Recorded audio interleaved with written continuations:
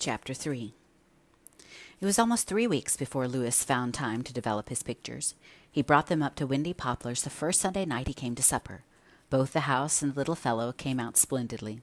The little fellow smiled up from the picture, as real as life, said Rebecca Dew. "Why, he looks like you, Louis," exclaimed Anne. "He does that," agreed Rebecca Dew, squinting at it judicially. "The minute I saw it, his face reminded me of somebody, but I couldn't think who." "Why, the eyes, the forehead, the whole expression are yours, Louis," said Anne. "It's hard to believe I was ever such a good-looking little chap," shrugged Louis. "I've got a picture of myself somewhere, taken when I was 8. I must hunt it out and compare it. You'd laugh to see it, Miss Shirley. I'm the most sober-eyed kid, with long curls and a lace collar, looking stiff as a ramrod. I suppose I had my head clamped in one of those 3-clawed contraptions they used to use. If this picture really resembles me, it must be only a coincidence. The little fellow can't be any relation of mine. I haven't a relative on the island now." "Where were you born?" asked Aunt Kate. "N.B. father and mother died when I was 10, and I came over here to live with a cousin of mother's. I called her Aunt Ida. She died too, 3 years ago." "Jim Armstrong came from New Brunswick," said Rebecca Dew. "He ain't a real islander. Wouldn't be such a crank if he was. We have a peculiarities, but we're civilized." "I'm not sure that I want to discover relation in the amiable Mr. Armstrong," grinned Louis, attacking Aunt Chatty's cinnamon toast. "However, I think when I get the photograph finished and mounted, I'll take it out to Glen Cove Road myself and investigate a little. He may be a distant cousin or something. I really know nothing about my mother's people, if she had any living. I've always been under the impression that she hadn't. Father hadn't, I know." "If you take the picture out in person, won't the little fellow be a bit disappointed over losing his thrill of getting something through the post office?" asked Anne. "I'll make it up to him. I'll send him something else by mail." Are you enjoying this audiobook? Please take a moment to hit the subscribe button for more videos like this, and please hit the like button. Those two things make a big difference for this channel, and I appreciate every single like and subscription. Thank you so much. The next Saturday afternoon, Louis came driving up along Spooks Lane in an antiquated buggy behind a still more antiquated mare. "I'm going out to Glen Cove to take little Teddy Armstrong his picture, Miss Shirley. If my dashing turnout doesn't give your heart failure, I'd like to have you come too. I don't think any of the wheels will fall off." "Where on earth did you pick up that relic, Louis?" demanded Rebecca Dew. "Don't poke fun at my gallant steed, Miss Dew. Have some respect for age. Mr. Bender lent me both mare and buggy on condition I'd do an errand for him along the Dawlish Road. I hadn't time to walk out to Glen Cove today and back." "Time?" said Rebecca Dew. "I could walk there and back myself faster than that animal." "And carry a bag of potatoes back for Mr. Bender, you wonderful woman." Rebecca Dew's red cheeks grew even redder. "It ain't nice to make fun of your elders," she said, rebuking them. Then, by way of coals of fire, "Could you do with a few doughnuts afore you start out?" The white mare, however, developed surprising powers of locomotion when they were once more out in the open. Anne giggled to herself as they jogged along the road. What would Mrs. Gardner or even Aunt Jamesina say if they could see her now? Well, she didn't care. It was a wonderful day for a drive through a land that was keeping its old lovely ritual of autumn, and Louis was a good companion. Louis would attain his ambitions.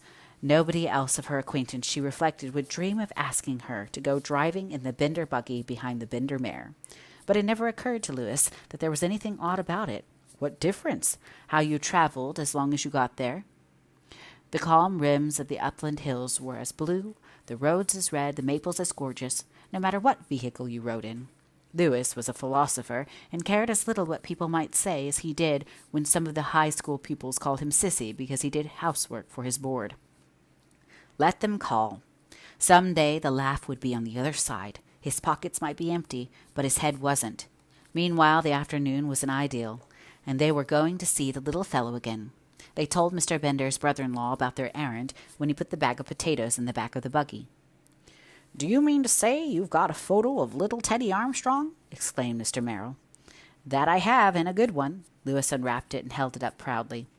I don't believe a professional photographer could have taken a better." Mr. Merrill snapped his leg resoundingly. "Well, if that don't beat all, why, little Teddy Armstrong is dead." "Dead!" exclaimed Anne in horror. "Oh, Mr. Merrill, no, don't tell me.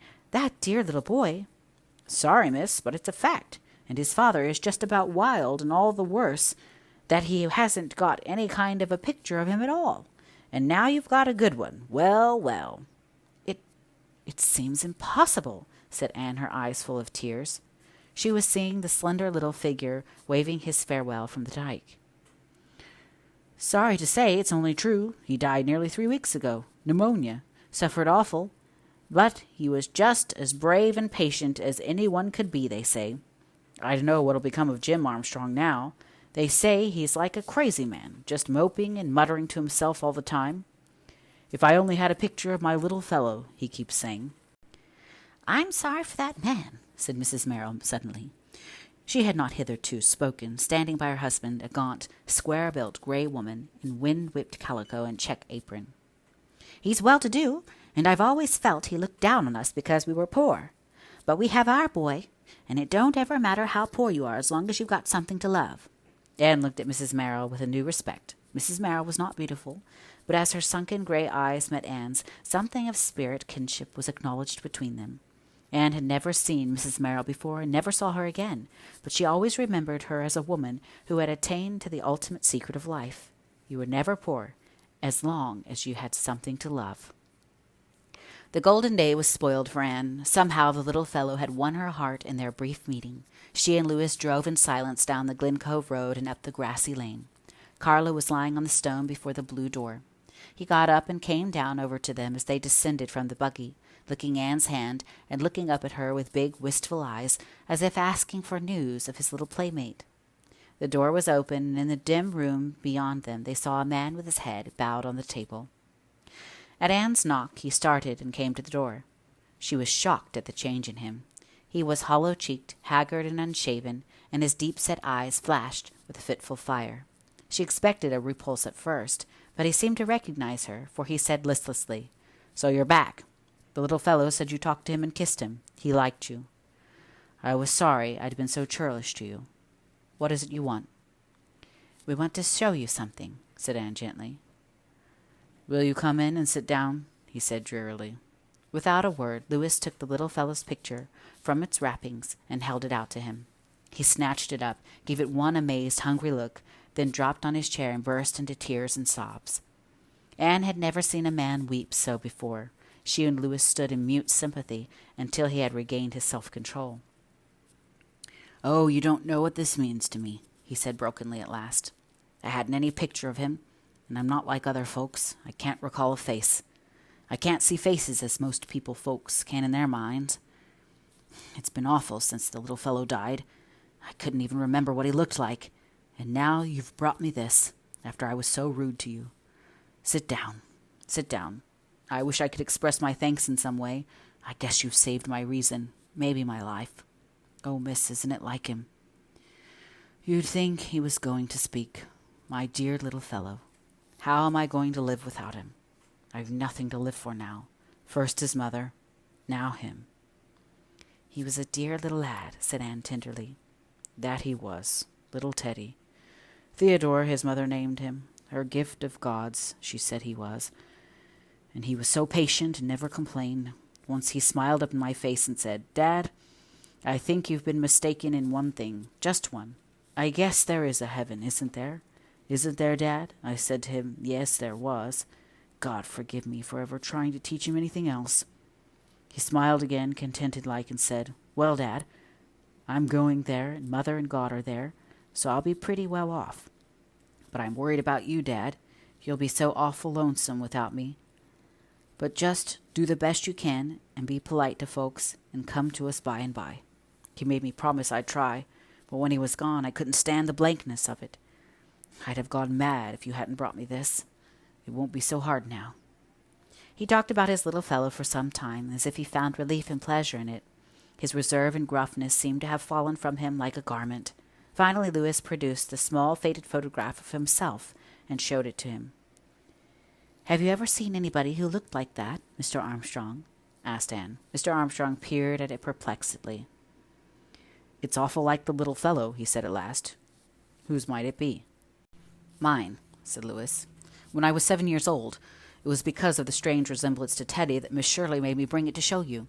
I thought it possible that you and I or the little fellow might be some distant relation. My name is Louis Allen, and my father was George Allen. I was born in New Brunswick." James Armstrong shook his head. Then he said, "What was your mother's name?" "Mary Gardner." James Armstrong looked at him for a moment in silence. "She was my half-sister," he said at last. "I hardly knew her. Never saw her but once. I was brought up in an uncle's family after my father's death. My mother married again and moved away. She came to see me once and brought her little daughter. She died soon after, and I never saw my half-sister again. When I came over to the island to live, I lost all trace of her. You are my nephew and the little fellow's cousin." This was surprising news to a lad who had fancied himself alone in the world. Louis and Anne spent the whole evening in Mr. Armstrong and found him to be a well-read and intelligent man. Somehow they both took a liking to him. His former inhospitable reception was quite forgotten, and they saw only the real worth of the character and temperament below the unpromising shell that had hitherto concealed them. "Of course, the little fellow couldn't have loved his father so much if he hadn't been so," said Anne, as she and Louis drove back to Windy Poplars through the sunset. When Louis Allen went the next weekend to see his uncle, the latter said to him, "Lad, come and live with me. You are my nephew, and I can do well for you. What I'd have done for my little fellow if he'd lived. You're alone in the world, and so am I. I need you. I'll grow hard and bitter again if I live here alone. I want you to help me keep my promise to the little fellow. His place is empty. Come you and fill it." "Thank you, Uncle. I'll try," said Louis, holding out his hand. "And bring that teacher of yours here once in a while. I like that girl. The little fellow liked her. Dad, he said to me, I didn't think I'd ever like anybody but you to kiss me, but I liked it when she did. There was something in her eyes, Dad."